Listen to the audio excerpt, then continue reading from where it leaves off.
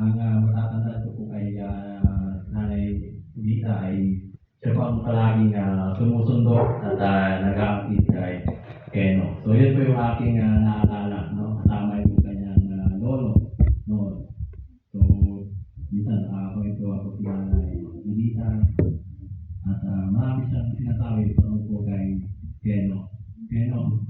Ayan, marami din kami experience kay Keno. Siya po ay maliit pa. Siya po ay nasa preschool. Sige po, tayo po ay magsimula na sa pakikinig ng salita ng ating Panginoon. At nawa ang family po na naiwan ni Nanay Dita ay bigyan po kayo ng kaaliwan na nanunula sa ating Panginoon Diyos na lumikha ng lahat ng bagay. So bilang isa po sa mga tao sa Arbor Academy, bilang isang liaison officer, minsan ay may mga appointment po ako na pinupuntahan. Yung iba, maaga yung meeting, at kailangan maaga din ang punta dahil kung hindi ay matatraffic ka, no? Pero kahit na maaga kang magpunta doon, minsan may mga pagkakataon talaga na yung oras na dating mo doon ay late pa rin.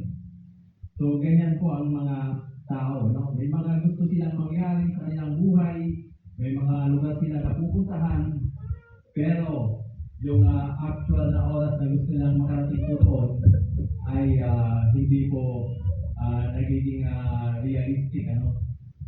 Nung nakaraang Friday, kami po ay nagpunta sa Laguna. Sabi ko, siguro mga may araw pa ay nandun na tayo sa Laguna. Pero kung dumating po kami doon, sa amin po na camping ay alas 11:30 na ng gabi. So medyo yung mga kasama namin ay nalungkot dahil medyo nabawasan ko yung oras ng fellowship po namin. Pero sa ating po Panginoong Diyos, ang kanya pong pagtatakda ay kailanman ay hindi po nababago. Sapagkat po ang tinakda ng Panginoon ay yun po ay mangyayari at mangyayari. Muli, basahin po natin yung verse 26 ng Acts chapter 17 and then yung 31. Pakinggan po natin, may salita dito na itinakda. No? Itinakda, makikita po natin yan, mapapakinggan. Nilikha niya mula sa isa ang bawat bansa ng mga tao upang manirahan sa ibabaw ng buong lupa. Itinakda niya ang mga panahon at mga hangganan ng kanilang titirahan. So ano ang ginawa ng Panginoon? Itinakda niya ang mga panahon at mga hangganan ng kanilang titirahan. Mayroon pong nabanggit dito, nilikha niya mula sa isa ang bawat bansa ng mga tao. So sino ba yung isa na ito? Ito po ay walang iba kundi si Adan, no? Yung atin pong pinaka tatay talaga, no? Mula kay Adan ay kumalat po ang tao dito sa buong mundo. At ang Diyos po ang nagtakda kung saan at kung kailan po tayo mabubuhay dito sa lupa. So, tayo ngayon ay nandito tayo sa panahon ngayon na kung saan ay napakagaan ng pamumuhay. Kasi technologically, medyo advanced talaga tayo.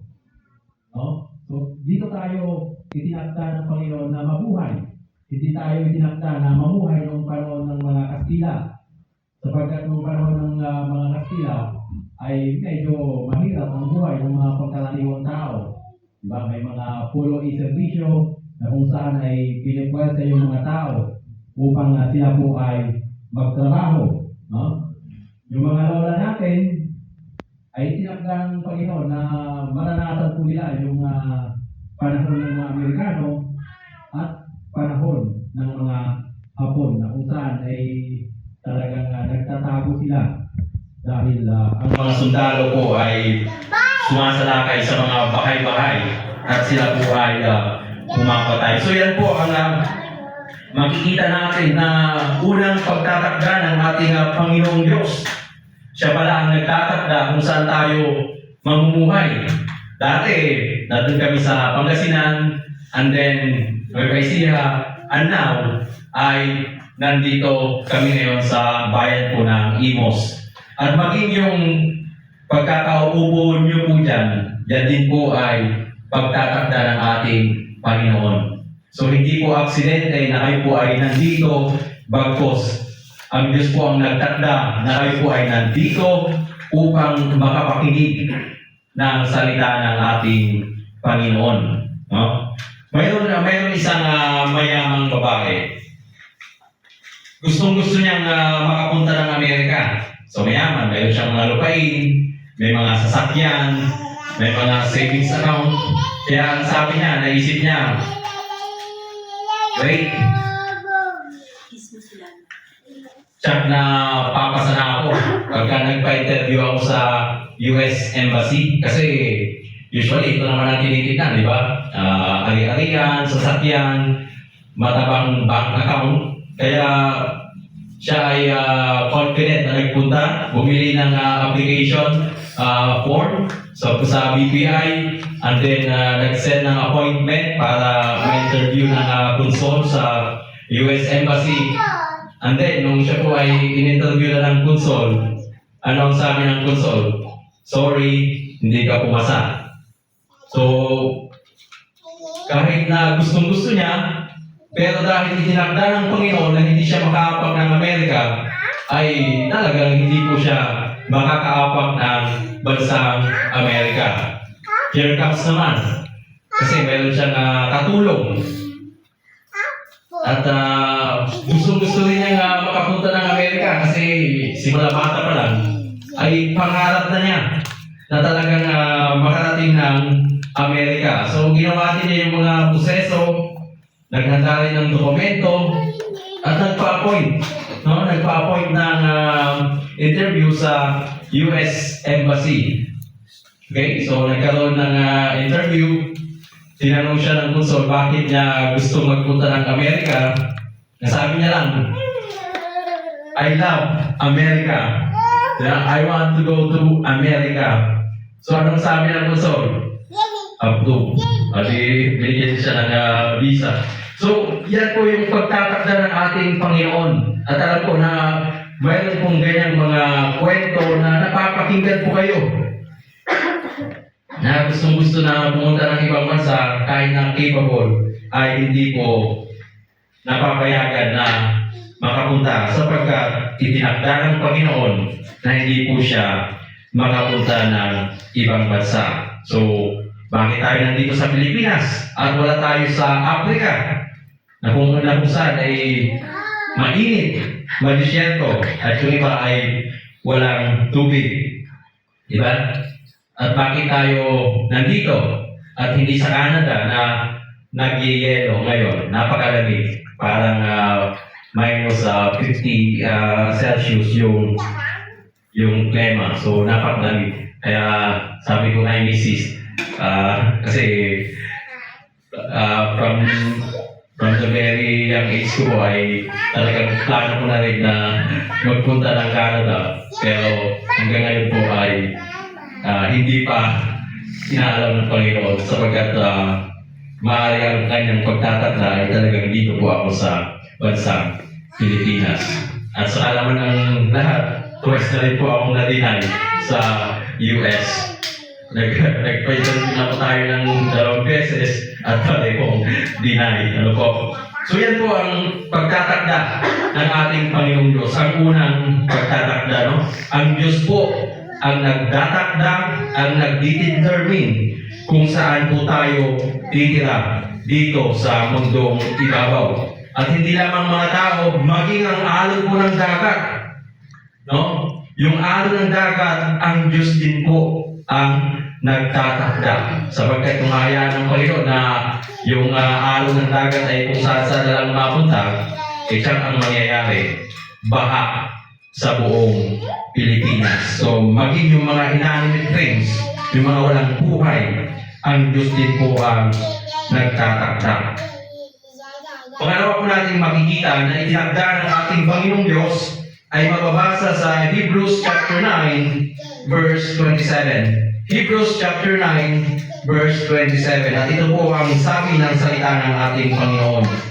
Yung unang pagtatakda okay, madali nating tanggapin, no? Kasi tirahan, okay. Okay lang itong tirahan. So napaka madaling tanggapin na ang Diyos pala ang nagtatakda ng ating tirahan. Pero yung pangalawang pagtatakda ng ating Panginoong Diyos, minsan ayaw natin itong tanggapin, no? Masabi dito, at yamang itinakda sa mga tao ang mamatay na minsan at pagkatapos nito ay ang paghuhukom. Okay? So dito natin makikita, mga my dear listeners tonight, na ang araw po pala ng ating kamatayan ay ang Diyos din po ang nagtatakda. So wala pong aksidente sa ating Panginoong Diyos. Mayroon yung isang health bug, di ba? So marami tayo nakikita ngayon sa internet, sa Facebook, na every now and then nag-reflex na nasa gym, no? Nag-exercise. So napaka-healthy ng kanyang lifestyle, pero pagising natin ng umaga, ano yung balita? Yung isang health fanatic ay namatay na. So inatake sa puso, no? So, isa pa, mayroong isang tao na pinuyog ng mga gangster. Pinuyog, marami sila, binugbog. Yung iba na natataga pa sa mukha. Pero, nakaligtas pa rin. Buhay. Di ba? Kasi, hindi pa niya oras. No? Kahit na anong gawin ng tao, kung hindi pa talaga niya oras, hindi pa itinakda ng ating Panginoon, ay hindi po siya mamamatay at mamamatay. Ano po? At mayroon naman, natusok lang ng pako, and then eventually, na-infection, kasi hindi nagpa-injection ng anti-tetano, namatay. Di ba? Yung iba, kalmot na ng pusa, napabayaan ay namatay. No? So dito natin makikita na kahit na gaano po natin ingatan ang ating sarili, gaano tayo ka-conscious sa ating mga kinakain, kung oras muna ay talagang oras muna, sapagkat ang Panginoong Diyos po ang nagtatakda. Yung nangyari po kay Nanay Edith, yan po ay nasa plano po ng ating Panginoong Diyos.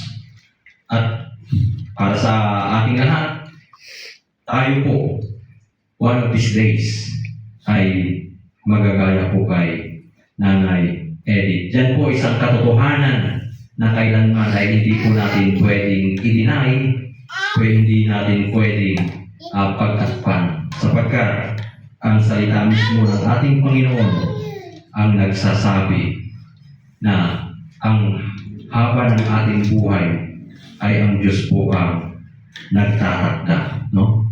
May mga bata na namamatay. Pagpunta natin sa sementeryo, may makikita tayo dun sa karatula, sinilang ngayon, tomorrow ay nawalan ng buhay. Yung iba, teenager.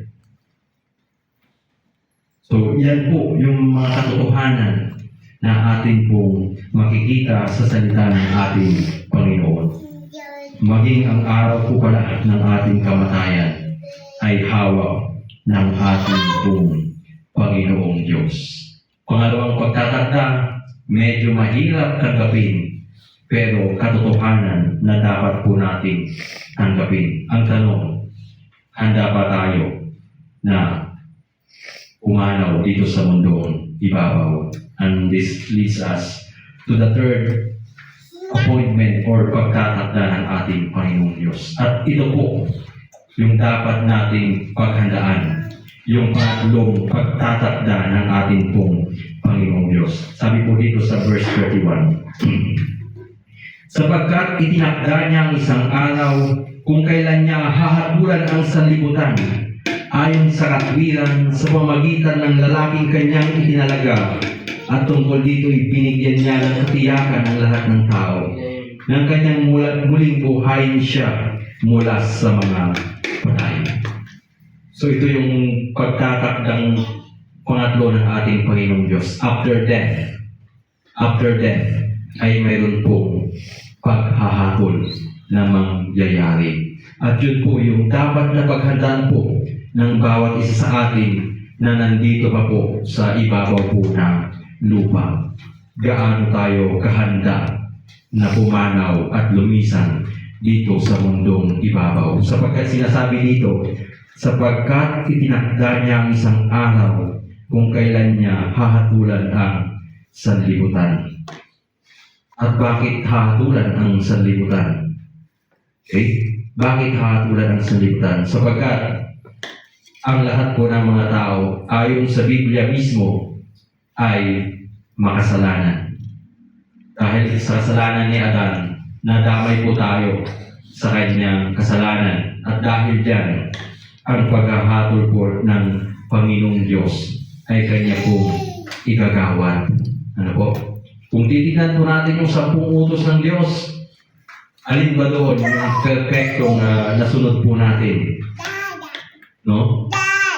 Mag-quote na lang tayo ng dalawang kasalanan na kasi sinasabi ng James chapter 2 verse 10, masunod man natin yung buong kautusan, pero bumagsak tayo sa isa, ang hatol ng Diyos sa atin ay walang hanggang paghihirap doon sa dagat-dagatang apoy. Sino na ba dito ang hindi nakapagsinungaling? Ako, aaminin ko, nakapagsinungaling na ako. Diba? So lahat tayo guilty sa pagsisinungaling. Sino na ba ang hindi kumuha ng piso sa wallet or sa bulsa ng kanyang nanay o tatay? Diba? Guilty tayo lahat. So, isang kasalanan lang pala. Ang hatol na ng Diyos sa atin ay guilty. Diba? Sino na ba dito ang hindi nagmura? Hindi man natin binigkas, pero inisip natin, yan po pala ay katumbas na ng pagpatay sa harapan ng ating Panginoong Diyos. No? Sa harapan ng ating Panginoong Diyos, kahit na hindi mo siya ginawa, actually, pero inisip mo, yung motibo mo ay masama, yun po ay kasalanan na sa harapan ng ating Panginoong Diyos. No? So lahat tayo ay nakapagmura na, nakapagsinungaling, di ba? Nakapag-commit. So ano ba ang mas madaling maintindihan? Nag-commit. So pag nanakaw po yun. So yun po pala, kahit yung 3 na lang na yun, guilty na tayo. Kung tayo po ay hatulan ng ating Panginoong Diyos, guilty pala ang hatol niya sa atin. So yun po, yung pangatlong pagtatakda ng ating Panginoong Diyos na mayroon po palang paghahatol na darating. No? Bad news po yun sapagkat lahat tayo ay makasalanan. At kung tayo po ay makasalanan, ang kabayaran po ng kasalanan ay kamatayan. The only hope that we have para kay Nanay Edita bago po siya nalagutan ng hininga ay nakakilala po siya sa ating pong Panginoong Jesucristo. That's why we are here to proclaim the good news of our Lord Jesus Christ. The bad news is, tayo pong lahat ay makasalanan at dahil sa ating kasalanan, ang verdict po sa atin ng ating Panginoong Diyos, kung tayo po ay kanyang hahatulan, tayo po ay guilty. No? Pero, mayroon po nga good news. Basahin muna natin yung isang tagpo sa panahon po ng paghahatol. Apocalypse chapter 6 or Pahayag chapter 6 verses 15 hanggang sa 16. Revelations chapter 6 15 hanggang sa 16. This will be the scene or scenario during the judgment day, pag dumating na ang ating Panginoong Jesucristo, na siyang itinakda ng Diyos bilang hukom natin. Ang sabi po dito, ang mga hari sa lupa, ang mga prinsipe, ang mga pinuno ng hukbo, ang mayayaman, ang malalakas, at ang bawat alipin, at ang bawat malaya ay nagtago sa mga yungin, sa mga bato at sa mga bundok. At sinasabi nila sa mga bundok at sa mga bato, mahulog kayo sa amin, at itago ninyo kami mula sa mukha ng nakaupo sa trono, at mula sa puot ng kordero, sapagkat dumating na ang dakilang araw ng kanilang pagkapuot, at sino ang makakatagal during the day of judgment. Ang sabi dito, hari sa lupa, mga prinsipe, mga pinuno ng hukbo. Ito po ay mga kilalang mga tao, mga high-ranking officials ng mga government. Mayroon po dito, mga alipin din. So lahat ng uri po ng tao ay haharap sa paghahatol ng ating Panginoong Diyos. At wala pong makapagtatago sa harapan ng kordero ng Diyos. So anong kanilang ginawa? Instead na magsisi sa kanilang ginawang kasalanan, ay nagtago po sila sa mga yungib at mga bato at sa mga bundok. So nawa ay ngayon pa lamang ay tingnan natin kung ano po yung ating kalalagayan sa harapan ng ating Panginoong Diyos. One of these days, tayo din po ay papasok po sa ganitong kalalagyan. At ang tanong, handa na ba tayo na humarap sa paghahatol ng ating Panginoong Diyos? Sapagkat right after death, sinabi sa Hebrews chapter 9 verse 27, after death ay ang paghahatol agad. No? So, it's either langit or impyerno ang ating pupuntahan. Wala pong nasa gitna. Langit or impyerno lamang. So, bad news kung ating titignan, no? Kasi na tayo makasalanan. Kung titignan natin ating mga puso, kung titignan natin ang ating mga isipan, or ipoproject, wala tayong TV dito, no? Kung may ipoproject yan sa TV, ano kaya ang magiging reaction natin, no? Kung yung laman ng puso natin, laman ng isip natin, makikita sa monitor, what will be our reaction? For me, talagang mahihiya ako sa harapan ng ating Panginoong Diyos sapagkat ako ay makasalanan. Pero there is this good news na sinasabi ng salita ng ating Panginoong Diyos. Sa John chapter 3 verse 16, sabi doon, for God so loved the world that He gave His only begotten Son, that whosoever believe in Him will not perish, but have everlasting life. So, mayroong good news, tayo makasalanan, ngunit mayroon pong good news na sinasabi ang salita ng ating Panginoon. Yung itinakda ng Diyos na judge natin, siya din po yung tagapagligtas natin. Walang iba kundi si Jesucristo. So, yung kasalanan natin ay kanya nang inako 2,000 years ago doon sa krus ng Kalbaryo. Siya po ay nagkatawang tao, namuhay perfectly. Siya po yung sumunod sa utos ng Diyos ng walang kabitasan. So, hindi siya nagkasala. Therefore, siya po ay, kumbaga, perfect na sakripisyo at perfect na magrepresenta sa bawat isa sa atin sa harapan ng Diyos.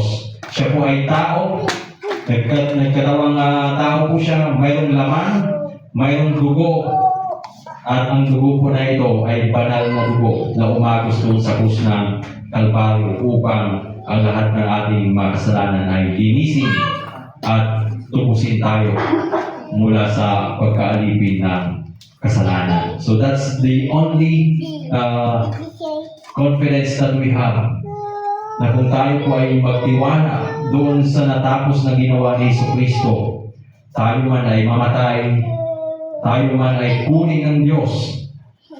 Right this moment, no? Kung tayo po ay nanampalataya doon sa finished work of our Lord Jesus Christ, ay mayroon po tayong pag-asa, buhay na walang hanggan. So huwag po tayong umasa sa ating sariling gawa. Sapagkat sinasabi ng Biblia sa Isaiah chapter 64, yung ating mabubuting gawa ay maging basahan sa harapan ng ating Panginoong Diyos. No matter how good we are sa ating mga sarili, no, hindi po natin kayang iligtas ang ating sarili mula sa puot ng Diyos kung tayo po ay magtitiwala sa ating mabubuting gawa. Only the blood of Jesus Christ can wash our sin. Kaya kung tayo po ay magtiwala kay Jesucristo, mawala man tayo dito sa mundong ibabaw, mayroon po tayo pag-asa. At ang pag-asa po na ito ay wala sa relihiyon, wala sa simbahan, kundi ang ating pag-asa ay nakaangkla sa isang tao. At hindi lamang siya isang tao, siya ay Diyos din. Walang iba, kundi ang ating Panginoon Jesucristo na nabayubay doon sa krus ng Kalbaryo 2,000 years ago upang tayo po ay tubusin mula sa tiyak na kapahamakan. Kaya mga nanay, mga ate, mga kuya na nandito, kung ilagak mo ang iyong buhay kay Jesucristo, manampalataya sa Kanya bilang iyong Diyos at tagapagligtas, ang lahat ng iyong mga kasalanan ay hindi na titignan ng Diyos, kundi ang titignan niya ay ang katuwiran ni Jesucristo at yung Kanyang pagsunod perfectly sa batas ng Diyos. Diba? So nagkaroon ng palitan. Yung kasalanan natin, idinamit ni Jesucristo at yung katwiran ni Jesucristo, idinamit sa atin. Kaya kung tayo ay haharap sa Diyos Ama, ang Kanyang makikita ay ang katwiran ni Jesucristo, hindi yung ating karumihan at kasalanan. And that is the only hope that we have in the Lord Jesus Christ. Tayo muna tayo manalangin. O aming Panginoon, salamat po. Dahil ang iyong pong salita ay matapat, kayo po ang nagtatakda ng hangganan ng aming pong buhay. Kayo din po ang nagtatakda kung kailan niyo po ito babawiin. At kayo po ang nagtakda na after this life ay meron po nga paghahatol at ang hukom na maghahatol sa amin ay walang iba kundi ang buktong na si Jesucristo. There is this bad news.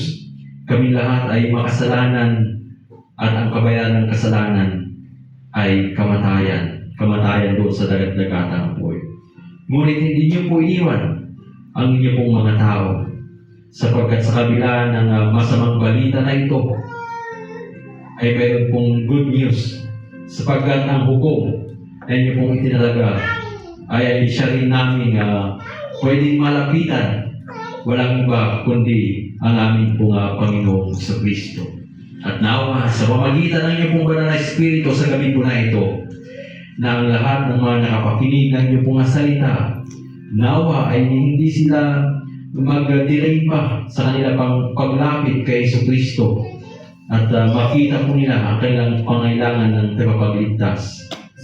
Walang iba kundi ang aming pong Panginoong Jesucristo. Sapagkat isa sa mga araw po na ito, kami din po ay ipapasok sa kabaong. Ngunit kung kami po ay mawala na kay Kristo, ang aming pong confidence ay nasa Kanya, ay mayroon pong buhay na walang hanggan na naghihintay sa bawat isa sa amin. O Diyos, nawa ay wala pong malagpasan sa mga kaluluwa na nakapakinig na yung sinta dito sa kwarto po na ito. At sa mga naiwan ni Nanay Edith na mga pamilya po niya, hinihiling po namin na bigyan niyo po sila ng comfort sa mga panganahon po na ito na kanila pong pagluluksa. Ngunit sa kabila ng mga pagluluksa po na ito, bigyan niyo po sila ng kasiyahan na mayroon po palang pag-asa at ang pag-asa po na ito ay makikita lamang sa amin pong Panginoong Jesucristo. Tulungan niyo po kami na paghandaan ang aming pong kamatayan. Dahil ayaw man namin itong tagapin, ito po ay darating at darating sa bawat isa sa amin. Kaya tiniling po namin, tulungan niyo po kami na magtiwala kay Kristo bilang aming Diyos at tagapagligtas. Sa pangalan ni Jesus, Amen.